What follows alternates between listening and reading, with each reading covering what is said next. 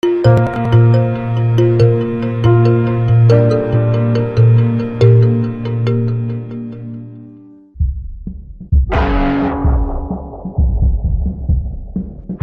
computer hacker group Anonymous is claiming tonight that it took down the website of the Federal Appeals Court in San Francisco this afternoon.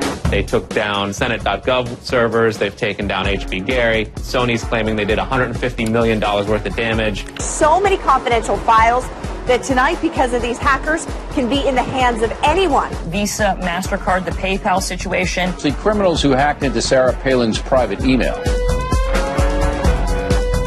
The Church of Scientology says Anonymous is a cyber terrorist group of religious bigots. Anonymous and this other group called Lulz Sec. They seem to be wanting to prove a point. Anonymous kind of was like the big, strong, buff kid who had low self-esteem. And then all of a sudden punched somebody in the face and was like, holy shit, I'm really strong. And Anonymous calls itself the final boss of the internet. And sometimes it proves to be really fucking true. You are going to violate the freedoms of the internet, you certainly better watch the fuck out. They are kind of the rude boys of activism. There's a real rough edge to them, which I think also is one reason why they garner so much love and hate from people, too. They represent a certain sort of chaotic freedom. Individual, young, nameless, faceless folks are having geopolitical impact. I mean, it's both exhilarating to realize that and terrifying to realize that. It kind of depends on how that power is wielded. We are legion. We do not forget. Expect us.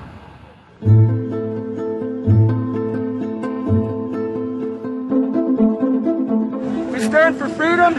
We stand for freedom of speech, the power of the people, the ability for them to protest against the government, to right wrongs. No censorship, especially online, but also in real life. We have members throughout society and all stratas of it worldwide. Yet we have no leadership. It's one voice. It's not individual voices. That's why we don't show our faces. That's why we don't give our names. We're speaking as one, and it's a collective. Good timing.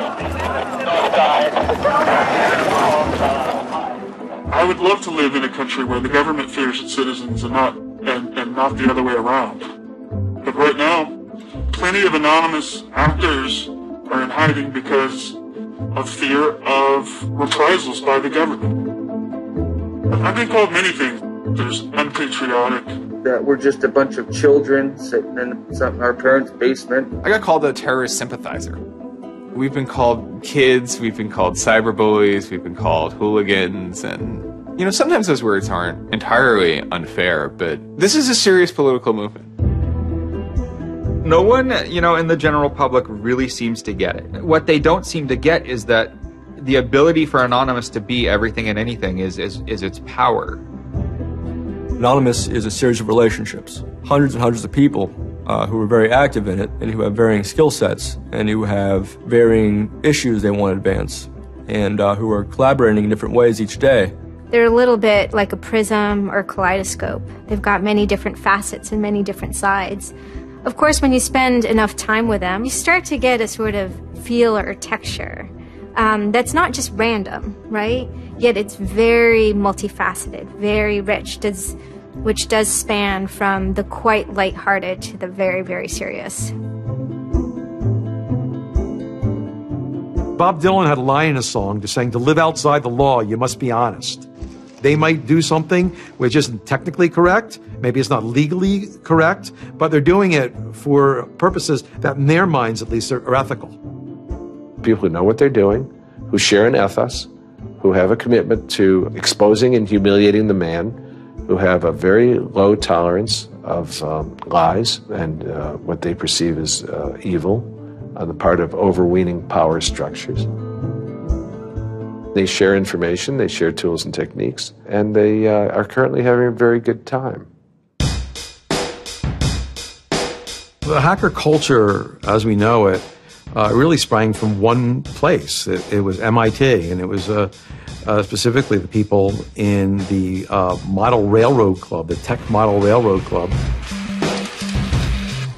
Hacking originated as humorous pranks.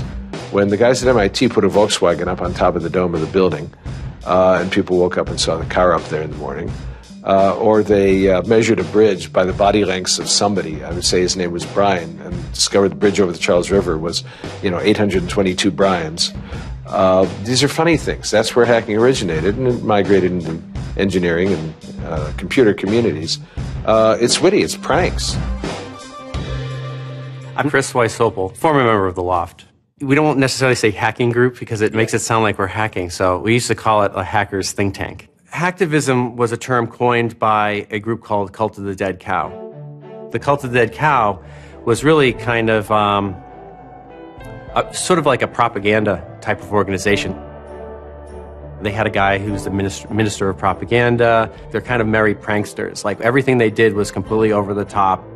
One of the guys there coined the term hacktivism because he saw one of the things his group was doing, which he called hacktivism, was writing software that people in other countries could use to communicate securely, even if their government was spying on them.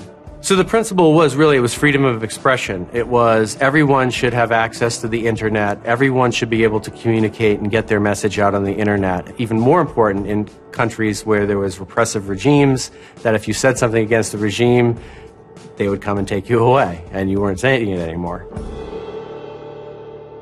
Just like in traditional activism, it spans the full gamut from sit-ins or pickets to actually spiking trees and pouring sand in, the engines of construction vehicles. I mean, there's real sabotage. The same thing does all fall under the hacktivism label. There is a spectrum. There's sometimes a strong anarchist flavor to it as well. It's resistance to authority and those who would impose groupthink and group behavior on people, which was rightly perceived to be a consequence of the digital revolution as it was used by people in power to do hacking on behalf of righteousness and to redress the grievances of the world. Lance lowered Don Quixote on his horse, nag though she was, flying at the windmills of modern life. Anonymous grew out of what's known as 4chan.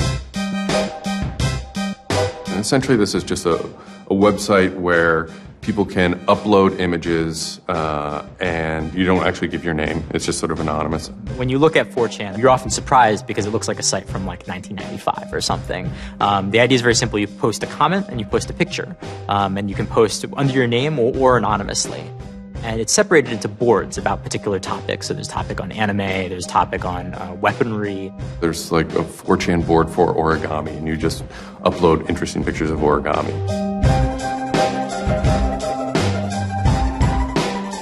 And then there was a group called the B board, which essentially was for like anything goes. The first time anybody goes on B, it's kind of an instant revulsion.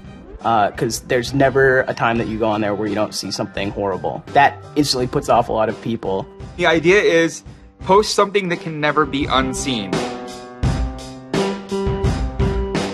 Half of the posts on B are there specifically to make people not want to come back to B. It's what you get when people are allowed to express themselves with absolutely no restriction whatsoever. It's the kind of sum of human imagination when people can get together and think together without any limits or parameters. It's the most vile, disgusting, and funny thing on the internet.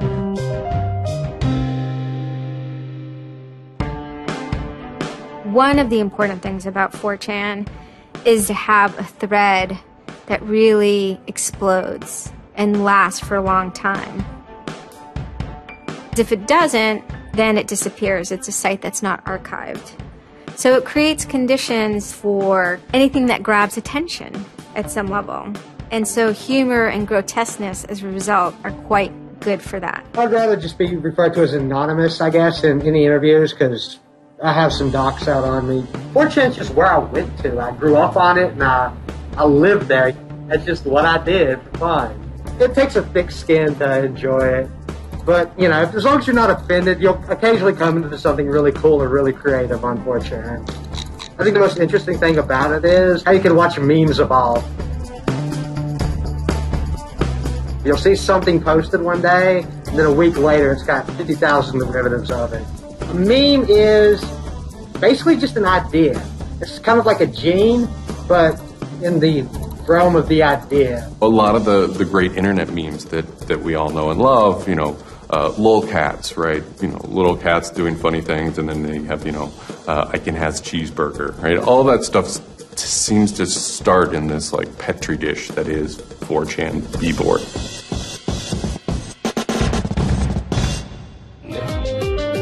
Say it publicly and you're insane. Chocolate rain. Name any meme from the last about 6 years, and I'll bet you either in its first posting ever was on 4chan, or at least one of its earliest revisions that became what it was on 4chan. I can see the food situation is so we'll be on our way. It's basically the best breeding ground for internet culture, and as far as I'm concerned. With your neighborhood insurance rates, chocolate rain. 4chan is also very known for acts of trolling. Trolling is a fucking art. Trolling is getting the person you're talking to get as pissed off as they possibly can, and for no reason except for your own enjoyment. Maybe you're trying to illustrate a point, but it's mostly for your own enjoyment. For them, it's funny that like people think the internet is serious business, and if people think the internet is serious business, it's a troll's job to make their life terrible. The idea of anonymous came initially as a joke. I mean, somebody suggested that, what if the whole site, what if 4chan, what if B was just one person? And what if that's just one guy called Anonymous sitting somewhere, and you're just reading all these posts by one guy? And it kind of looks like that from the outsider's perspective. I mean, there's no way to tell the difference. It might as well be one guy. Fox News did a very famous segment about it. They call themselves anonymous. They are hackers on steroids, treating the web like a real-life video game, sacking websites, invading MySpace accounts, disrupting innocent people's lives. And if you fight back, watch out. Destroy. Die. Attack. Threats from a gang of computer hackers calling themselves Anonymous. I've had 7 different passwords and they've got them all so far. Anonymous hacked his site and plastered it with gay sex pictures. His girlfriend left him.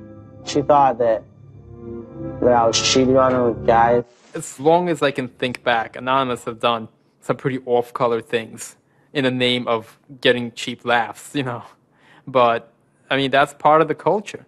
They get what they call lulz. Lulz is a corruption of LOL, which stands for laugh out loud.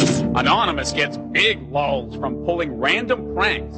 For example, messing with online children's games like Habbo Hotel. Habbo Hotel was this online community where you had an avatar and you walked around and talked to other people. It was kind of like an early version of, you know, World of Warcraft or Second Life or any of those virtual worlds. What the people on B did was invade Habbo Hotel, created, you know, thousands of avatars. They all had this one uniform of a black guy with a big afro wearing a black suit.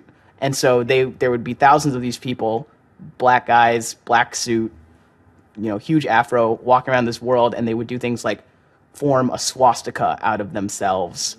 And I think that was a real landmark because it was when they were able to see that, you know, they can use their numbers to do something really interesting and really disruptive. So we blocked the entrance to their pool, and that just pissed them off so fucking much.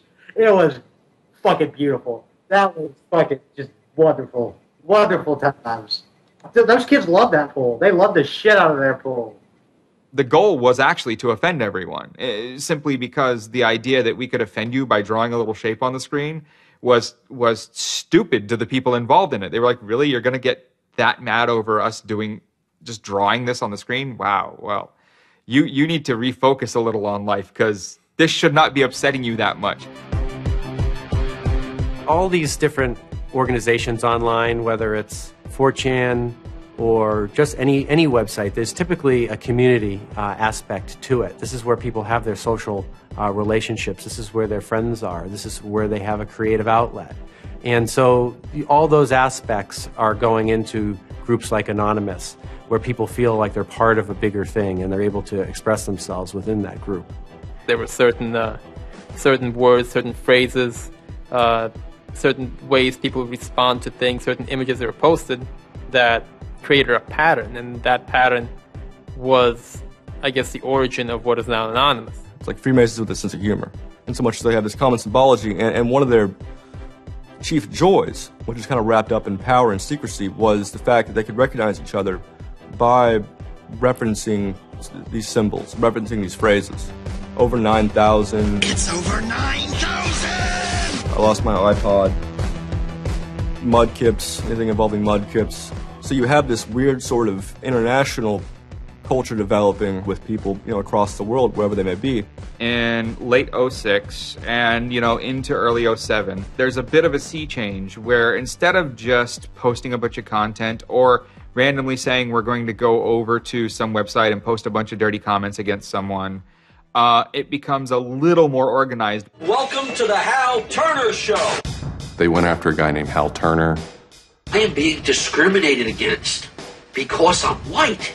Hal Turner was a neo-Nazi who was, big online and had a podcast. I think that the 14th Amendment was not ratified properly, and I think, therefore, it is still okay to have Negroes as slaves in America. The first time I heard about Hal Turner is he was knocking somebody on 4chan.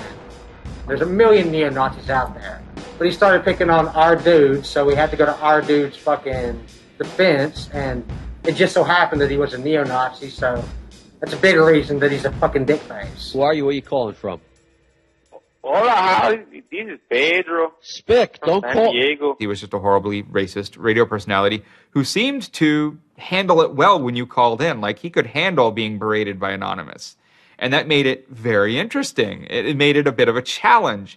It wasn't some guy who just either crumbled or stopped answering the phone. It was a guy who would yell back. Hal Turner wasn't the first, actual person that, Anonymous had caused trouble for, but the circumstances ended up being significant. They DDoS'd his website, stuff like that, costing him thousands of dollars, bandwidth fees. Denial of service has been around for a long, long time. The equivalent of if you, for some reason wanted to disrupt a bus service, right? You can hire 1,000 extras to all go and line up at the bus station, right, and get on the bus. And so that anyone who was really trying to get on the bus couldn't do it, right? It's as simple as that. When you stop trying to visit, website goes back up, no permanent damage. We DDoSed him, and then we kind of trolled him in real life. We sent countless pizzas to his house. We signed him up for escorts on Craigslist. We sent a bunch of pallets of industrial materials to his house, which he ultimately had to foot the bill for. And basically, we destroyed his ability to pay for his radio show, and that took him off the internet. And then they ended up getting some real hackers to help them out. This wasn't sort of pranks. They actually were able to get into Hal Turner's private servers and his mail servers and find some interesting emails that he was serving as an FBI informant, which, if you're a right-wing neo-Nazi, is not a good thing to be. And obviously him being an FBI informant and also his reaction, his sort of douchebaggy reaction to the raids, damaged his credibility within the white nationalist scene, which is a shame. Hal Turner's gone. He's been prosecuted by the feds for threatening judges. What follows is a period of confusion and anger in which, the original Anonymous people, the sort who want to keep Anonymous as this nihilist little, ridiculous group, are upset that now, that the most terrible thing on the internet is now becoming a force for good all of a sudden. I'm Mike Vitale, and my handle is Seth Dude. Now, this is January 2008. Anonymous is strong now. We're not a little dinky fucking group anymore. This is millions of people worldwide, and we're watching. And then Scientology stepped in with a big target on its chest. A video came out of Tom Cruise. It was supposed to be an internal Scientology video, talking about secrets of Scientology. Being a Scientologist, when you drive past an accident, it's not like anyone else. As you drive past, you know you have to do something about it because you know you're the only one that can really help. It talks about you're the only one who can stop, bad things from happening. And so this is kind of widely mocked online.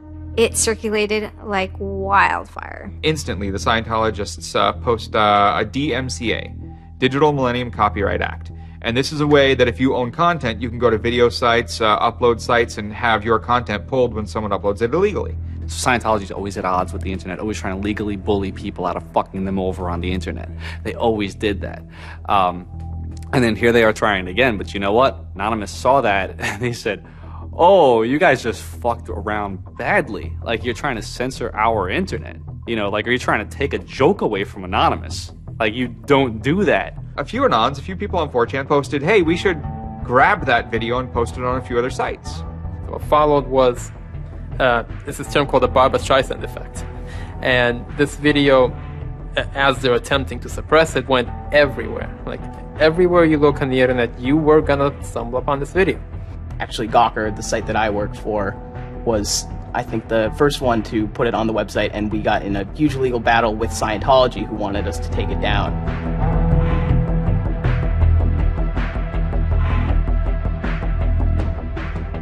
Scientology is an interesting target because in some ways it's the perfect inversion of what geeks and hackers value. At so many different levels: science fiction, intellectual property, discourses of freedom, science and technology. It's very proprietary. It's closed. And so in some ways, if you had something like a cultural inversion machine and you stuck geeks and hackers in there, you'd get something that looks a lot like Scientology. So it's quite offensive, and there's a real pleasure in attacking your perfect nemesis. And people who knew what Anonymous was to begin with were like, oh my God, Anonymous is going to go to war with Scientology. This should be really interesting. Especially because it's two weird-ass groups. I mean, I've been an Anon for a long fucking time. I know Anonymous is really strange. They're weird, and the stuff we like is weird, and it's really not mainstream at all. Now you have Scientology. Also really weird. A lot of crazy shit goes down. Anybody on the outside who's seeing this is going, let's watch these two retards fight. Like, both their pants are going to fall down, they're going to triple, and it's going to hurt everybody, and it's going to be hysterical. And then that's when 4chan kind of reared into action, really reared into action. And they started to troll the Church of Scientology. And this took the form of pranking the Dianetics hotline, ordering pizzas.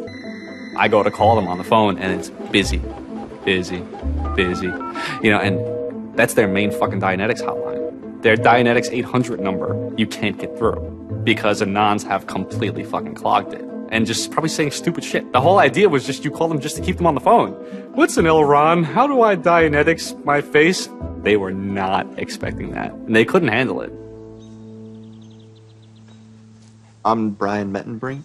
I just gone to 4chan just on pure happenstance, and I saw a post about the Scientology thing, and I started looking up stuff, and I'm like, oh, this is actually for a decent cause. I think I'll, do this. Anonymous members have developed a distributed denial of service attack tool called Low Orbit Ion Cannon, which is a name taken from a computer game. Low Orbit Ion Cannon is what's called an endgame weapon in Red Alert.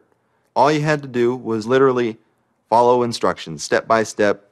You do it, you put in the site, you see that the IP is correct, you make sure that all these settings are good, and you hit the button, and off it goes. And what it does is it tells Scientology.org, in this case, it tells them to send their website to my computer about, I think, it was 800,000 times in a weekend, and I'm pretty sure I probably took it down myself a couple of times. It felt like you were making a difference, just you yourself, and you didn't even have to leave your home, And one of the guys said, we need to make a video. We have to make a video.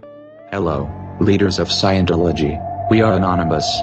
When the video came out on January 21st, that was one of the first times that Anonymous, as a culture, started referring to itself as Anonymous as a movement. That video probably changed everything. We are Anonymous. We are Legion. We do not forgive. We do not forget. Expect us. It basically looked like if a computer was going to tell you that he was going to beat the shit out of you, this is what it would look like. That one video really galvanized that moment of innovation. That's exactly like with that video, internet activism, as it's known today, was born. And you just see this consensus forming that it's going to happen. So we made the code of conduct. Don't bring weapons. Dress accordingly. Cover your faces, because they will try and find out who you are and screw with your life. Rule number 17. Cover your face. This will prevent your identification from videos taken by hostiles. Scientology has a history of harassing, stalking, and just generally doing horrible things to its critics. So people needed a way to hide their identities. A lot of people had very legitimate fears. They don't want to be followed home. They don't want to be stalked. They don't want to put their families and themselves in danger. Everyone was going, well, we're going to wear a mask. What's the only fucking mask that we all already know or have a joke about? And it's the Guy Fawkes mask. You see the movie V for Vendetta, the ending scene where everyone's wearing the Guy Fawkes mask. That is very reminiscent of what Anonymous thinks Anonymous is.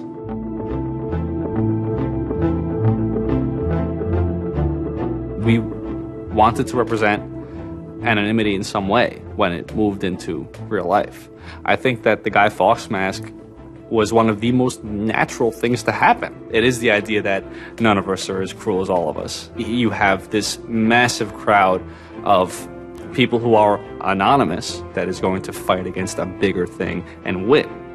Even after watching the video, it's like, yeah, this is great, but who's actually going to do it? Who's gonna step up? Are people actually gonna get out of their house? And I guess we were really affected by the stereotype of that whole community, there being internet nerds, that too afraid to leave their mom's basements. No one thought that they were gonna come out.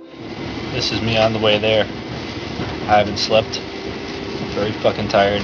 And I remember going to the park that day, and it's really fucking early in the morning, which I thought was a bad idea. And I'm smoking a cigarette, and I'm looking around like, where the fuck is everybody? There's nobody here. So here I am, sitting in Bryant Park,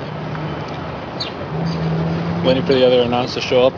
I remember thinking like, oh fuck, like, am I gonna be the only one in the park? Am I gonna walk to Scientology with fucking 6 or 7 people? Which totally defeats the entire purpose of this, because now they could single me out, Then I get up and I start walking around, and I see there's a lot of green balloons over there for some reason. On the other side of the park, there was like fucking 200 people. There was Guy Fawkes masks everywhere, and I'm like, holy shit, this is huge. There's a fucking lot of us. That's pretty good. I had no idea how many Anons there were until we started moving. And it just fucking got bigger. I remember walking through Times Square, and everybody in Times Square was an Anon. This is like a fucking 1,000-person per fucking minute foot traffic area. And everywhere I'm looking, I'm seeing fucking Anon symbols. It was fucking wild. It was really wild.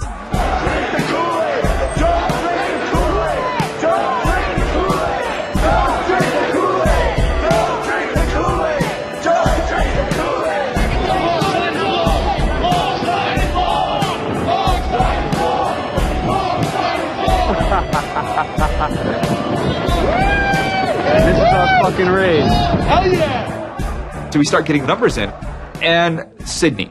We're thinking that it's going to be 50 people. And before 10 a.m., before even time, there's already 50 people there. And there's still streams of people walking down the streets. A couple hours into it, because I didn't go to bed until 1 in the morning, you're looking at Sydney as, wow, there's 250 people in Sydney. The cops are estimating higher than that for their reports. What just happened? Adelaide, Perth, and Melbourne happened. And, over 200 at each of them. We nearly broke 1,000 leaving Australia. Now, the next protest was Tel Aviv, which had actually gotten its first Scientology building right before this. There were Palestinians and Israelis at this protest, both holding their flags, and at one point they actually switched flags and held up each other's flags and whatnot. It was awesome to see. I call our guy in London, Britanon, and I say, hey, what's going on there? And he's like, did you just get out of bed? I said, yeah, I haven't even turned on the computer. I just figured I'd call you. And he said, we've got 600 people, and the cops are really, really mad at me. All the major cities were having hundreds of people come out. It was massive. Clearwater had like 300 people. I don't think anyone beat out LA. I think LA had over 1,000 people. The thing that happened was something completely different, and hundreds of people from every city just swarmed the streets. It was kind of overwhelming, a little even scary, but scary in a good way. Soon, we're at around the 10,000 mark, and we were joking the whole time, over 9,000, one of those memes. It was too surreal. It was not believable. You go by what name? We are anonymous. It was very empowering, especially after people saw the thousands of people showing up. This was it. We owned the world at that point. We all met each other. The idea of an anon is you're fucking alone until you get to 4chan, and then these people all think like you, And all of a sudden, you're not alone. You are with fucking 500 others, They all know the same jokes as you.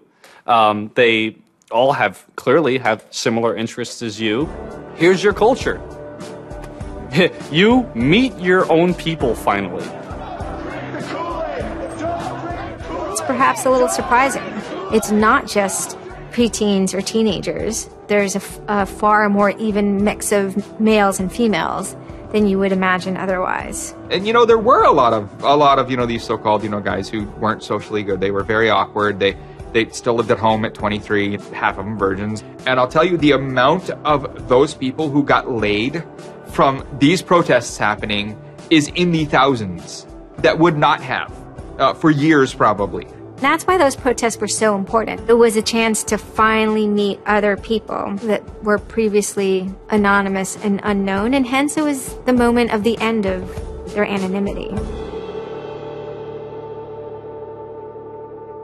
Scientology, they kind of fought back, so to speak. They posted stuff online. While claiming they are peaceful, in less than 3 weeks, anonymous members made or encouraged 8,139 harassing or threatening phone calls, 3.6 million malicious emails, 141 million hits against church websites, 10 acts of vandalism, 22 bomb threats, and 8 death threats against members and officials of the Church of Scientology. They wanted to find me. They did. They hired PIs. They started taking pictures of us, threatening to sue us. I did the whole low-orbit ion cannon stuff, and then I pretty much just went about my life after that for, I think it's 6 months, and then the FBI showed up here at my parents' house. 2 men got out of the car and took Flashed their jackets off and laid their guns on the front seat and came up to ask us if Brian was home and explained that they were the FBI and they were looking for Brian, and I've never been so scared.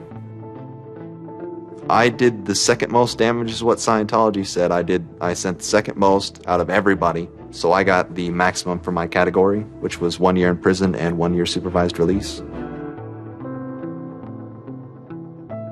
I think, the way I feel is for what I did was one of the most, lopsided punishments I've ever, read about or heard of. Yeah, I think it's ridiculous, especially the year supervised release where I can't touch a computer for a year. I'm not sure what that's supposed to solve, except make my life difficult. So that computer behind me back there, I could go back to prison if I went over and touched it. I'm very proud of what he did. He stood up for what he believed in. I never would even dream of hurting anybody, It's just not me.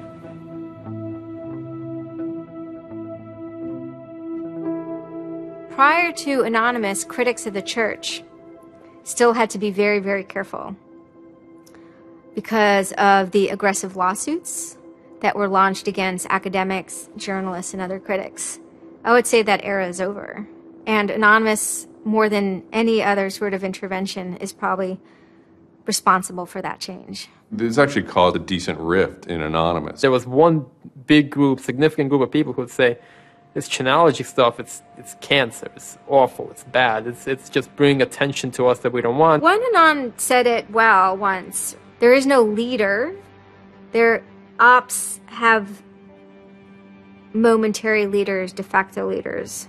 Almost through meritocracy, there's more respected or more persistent participants. Some people participate in a single operation and are never heard from again. It might even be a housewife who just, agrees with that political statement or that protest. I like to describe this with the picture of a bird swarm. Everybody's flying very, very quiet. Suddenly, one bird flies into the other direction and the mass fly into the same direction, following that person. It's totally okay to say, I'm sorry, I don't take part. When chronology was running full force, it was like a kid stretching for the first time and actually seeing the real power. If you had asked me all throughout 2008 and most of 2009, is the politics of Anonymous always going to be sutured and hinged to the Church of Scientology? I would have said yes. And it became unsutured, unhinged, when a different political wing was born in 2010.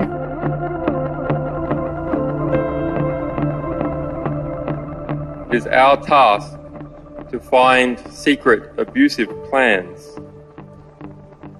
and expose them where they can be opposed before they are implemented. The interesting thing about someone like Assange is that he actually also sprang from, a hacker culture. It's a mentality of spreading information. Julian was Mendax. He was the greatest hacker that ever walked the face of the earth when I was a kid. I mean, they rumored he could move satellites around in space by hacking into NASA. Maybe it never happened, but it was a myth that kept young kids like me wanting to plug a computer into a modem and see if I can move some satellites around. WikiLeaks is an instantiation of the hacker ethos. Truth wants to be free, and we want to liberate it. WikiLeaks released a huge trove of diplomatic cables. There was a lot of controversy from every quarter of society. The WikiLeaks website released nearly 400,000 secret U.S. files on the Iraq War late today. It was the largest leak of classified U.S. files in history. There was one particular moment that really sparked the fire, and this was when PayPal, MasterCard, and Amazon pulled services for WikiLeaks. So all of a sudden, there's no way to actually process donations to WikiLeaks. And then people went and found neo-Nazi groups. Visa and MasterCard were perfectly fine with you being able to PayPal being able to make donations to them. But WikiLeaks, no. I think WikiLeaks is doing a good thing. It's just a total hypocrisy. They got their little fucking banking mafia to fuck, WikiLeaks over. People were incredibly angry. There was a real sense of rage. Anonymous DOSed PayPal. They were pissed. The numbers of participants were massive. And they managed over the course of a couple of days to disable the websites of MasterCard and PayPal. It was beautiful. Because what you had is people finally stood up for something.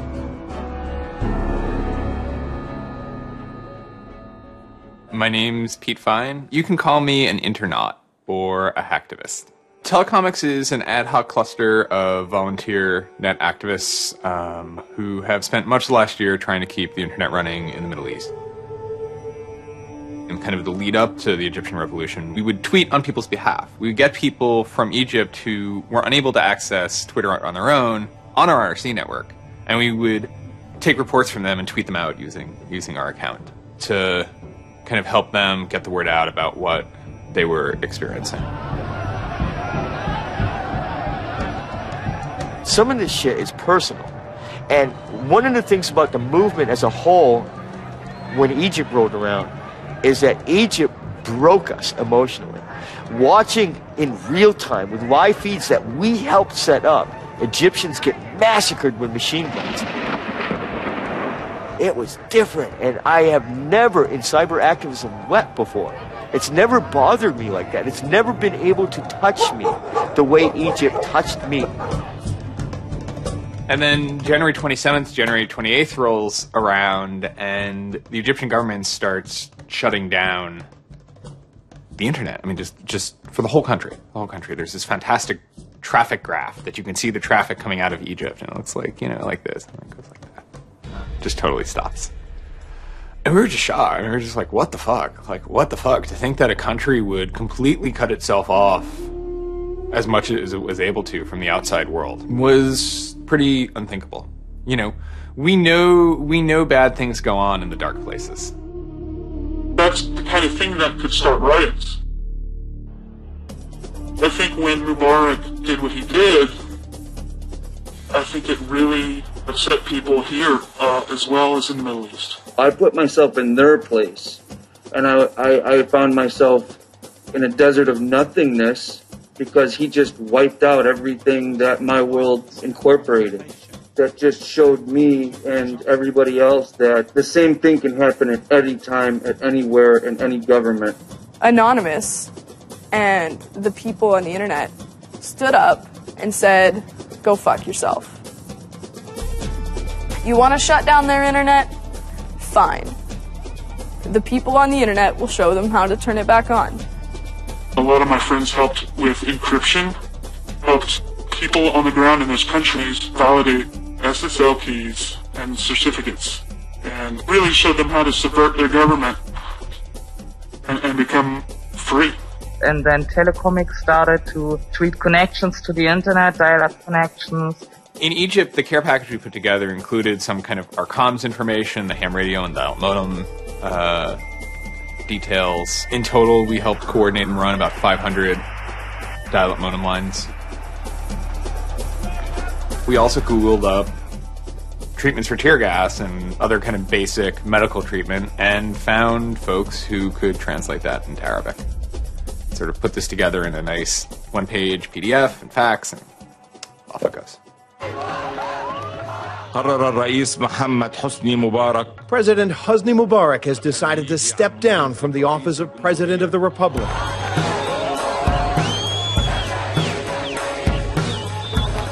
When Mubarak left, it was a hell yeah moment. People can rise up. People can make a change. And I think for a lot of people in America, it was the first time they had seen people rise up and take down their government and say, we're sick of this shit. We're sick of the oppression. We're sick of living as slaves to your power. We had Egyptians come thank us as we're doing this stuff, and I said to them, like, look, you guys just get our back if stuff goes down here. It's a revolution that was facilitated by the internet, by Facebook, and by Twitter. Not caused by it. I mean, 50 years of dictatorship has caused the Arab Spring. But the internet has certainly been helping. Although it was awesome and it was one part we were fighting for me it was quite clear that it's not the end of the story. That it's not suddenly changing into rainbows and nine cats or whatever, but that we now have to watch even more. Suddenly on February 5th, Financial Times article comes out that we all see. And it's quoting this guy named Aaron Barr, who's the CEO of HP Gary Federal, which is an intelligence contractor. And Aaron Barr is telling his Financial Times journalist, Joseph Min, that he's been secretly monitoring the AnonOps server where all this is going on, and has done so for several weeks, and using his own custom brand of information operations techniques, has managed to identify the alleged leadership of Anonymous, including 25, quote, lieutenants, unquote, some sort. We have to see this document. Everyone wants to know. We don't need to destroy him. We don't need to destroy his company. So they get it. It was unbelievably easy to get into that network. Now, to put that in hacker terms, Anonymous is a hornet's nest. And Barr said, I'm going to stick my penis in that thing. The HB Gary hack brought about 70,000 emails. Probably the most important ones had to do with a proposal that HB Gary had already formulated. It was packaged up as a nice PowerPoint presentation. Kind of act as privatized agent provocateurs, where they were going to discredit WikiLeaks. HB Gary was proposing submitting fake documents to WikiLeaks, and then when discovered as fake, the error could be called out and it would discredit WikiLeaks. Right. So there's a lot of like specifics that I can't talk about. So let me try to answer that though in a general sense. Well, first of all, it's probably no surprise to anybody. I'm not a big fan of WikiLeaks. I think that the broad purpose of trying to get as much information, proprietary or classified information for the government, expose that, is an extremely destructive and dangerous purpose. The proposals involve conducting information war on WikiLeaks and its supporters, creating dissension within WikiLeaks, DDoS attacks. You also wanted to launch cyber attacks on WikiLeaks infrastructure to get information on document submitters. Well, one thing I guess I want to make sure is clear is, you know, none of those activities had actually occurred. You know, in business, there's, you know, when you start proposing or thinking about an idea, there's a brainstorming phase. And somebody says, well, what if, you know, what could we do? What's theoretically possible? Well, still, this was an idea. This was proposed. This was something that you thought about. Right. They also wanted to go on a campaign kind of targeting Glenn Greenwald, who's a reporter for Salon, who's an outspoken kind of critic of the government and supporter of WikiLeaks. It seems like you're trying to attack a journalist here. Yeah, and I don't want to talk too much more about Glenn Greenwald, but other than, you know, what I previously said is, you know, there was never an intent to attack journalists, not on my part. You know, nor I guess I should say I should generalize that and to say that, you know, I would never just outwardly attack a journalist, other than if I felt that there was a journalist in my mind that was acting unethically. That, you know, that's a fair game for having a public discussion about. They were walking a very fine ethical line at points, and in many cases, the mass opinion is, no, they stepped well past it. I will not support broad theft of information released to the public, because that's nothing but destructive. If somebody has information that's been stolen from them, and you know, whether or not, you know, WikiLeaks encouraged the theft of that, or whether or not it was just put in their lap, still they're threatening to release the information that is the private property of another organization. So your choices are to just allow that to happen, or to try to stop it. How offensive is too offensive? You know, we've certainly seen a lot of strategy coming out of governments across the world now saying, you know, publicly admitting that they need to develop better offensive strategies in cybersecurity, because defense as a whole, it isn't enough. It never is enough. In the court of public opinion, that took H.B. Gary quickly from being a perceived victim to being a perceived villain themselves. It was becoming harder and harder to distinguish the good guys from the bad guys. And then, kind of seemingly out of the blue, there was something by the name LulzSec that sailed into the seas. LulzSec it's a sort of a group, mostly from Anonymous, who, large part of the same people who hacked H.B. Gary. And they decided to form this little group and just carry on operations sort of outside of the purview of Anonymous for a while. They hacked whatever they wanted, they released whatever they wanted. It's almost like they had no rules. They just said, this is what we're going to do. We're going to stir up the cart. We're going to make some trouble. We're going to make some waves. And they did. The majority of time, the majority of Anons are not doing anything particularly illegal. When they are, a huge number of them try to do that in a very specific political context. For those people, what LulzSec was doing, they were funny, but they were attacking random targets. They were breaking the quasi-rules by attacking media. PBS's Frontline runs a documentary mainly focused on Bradley Manning, the alleged leaker to WikiLeaks. And a lot of Bradley Manning supporters didn't like it. They hacked a website putting a story that Tupac and Biggie had kind of escaped the world of celebrity fame and attention and retired quietly and discreetly in New Zealand. LulzSec, when they attacked PBS, you know, that gave me the creeps, you know. As a journalist, I'm not too thrilled with the idea of someone judging that we don't like you to write that. We don't like your reporting, so we're going to shut down your website. I'm uncomfortable with that. It could be me, and I could be writing something about a group that they didn't like, and I'm happy to sit and talk with them about it, but don't shut my website down. This is obviously about freedom of speech, so attacking the press would be would sort of be a bit of a contradiction. So people obviously said, well, we shouldn't do that. And obviously LulzSec had a completely different agenda, so they had no problem doing it. Activism started to become sort of, I would say, almost more nasty, using, sort of more no-holds-barred kind of attacks, sort of more vicious attacks. They sort of saw themselves going out there, breaking into like anything, everything, governments, corporations, police departments, largely for the same reasons Anonymous would. They went after Arizona for immigration policy, 50-day run, causing mayhem, havoc, and then ended it. The computer hacking group, Lulz Security, has announced it's disbanding, saying it had achieved its mission to disrupt government and corporate organizations for fun. I call this whole thing the rise of the chaotic actor. And chaotic could be chaotic good, neutral, or evil. If you go back to the old Dungeons & Dragons charts. And some people see Anon-Ops initially, let's stick with Anonymous, as chaotic good. They saw Operation Payback, or they saw attacking Scientology, and they say that's good. It's like Robin Hood, right? Chaotic good. Outside the system, but doing something good.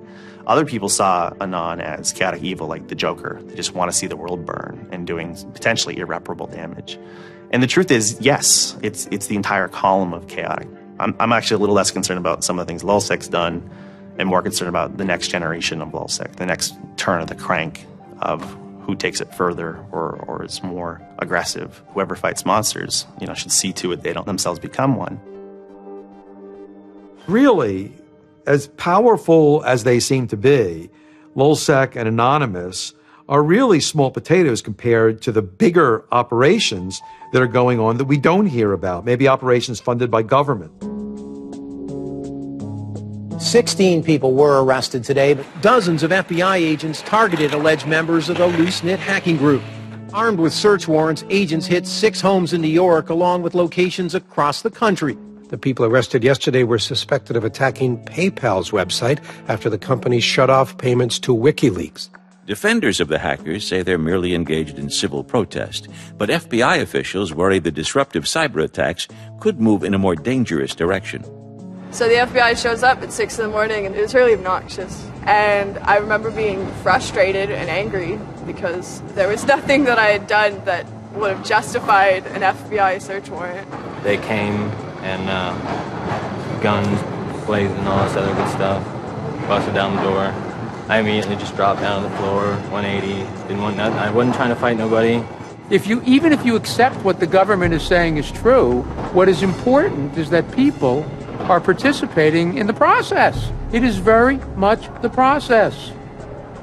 It is sitting in a counter in Selma, Alabama, 500 Freedom Riders refusing to allow people to go and sit in at a segregated lunch counter. They write books about that stuff. It is demonstrating at a street corner saying no to a war. It's just a different, it's just a different vehicle. It's the same result. There's always going to be legal consequence when you decide to break the law. That comes with the territory. And it would be naive not to expect that. The question is whether the punishment will be proportional to the crime. And I suspect it might not be. People will be watching very closely to see how these cases proceed, on what grounds, and whether there's any room during the trials to think, especially of the denial of service attacks, as a legitimate form of protest. So much of our lives are now configured, at least in part, on the internet. So we better start thinking about how we claim parts of the internet as spaces that we can also protest in. There is a certain online culture that believes in certain values, like freedom of expression. They're against corruption. They're against governments controlling their citizens. And when they see those values harmed in some way by some organization, the hacktivists strike back.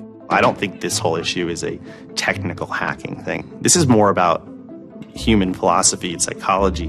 What's motivating us? Why is there so much unrest or disenfranchisement or anger that would lead people to want to take matters in their own hands and join these? Whether you think it's bad or not is irrelevant. It's not going away.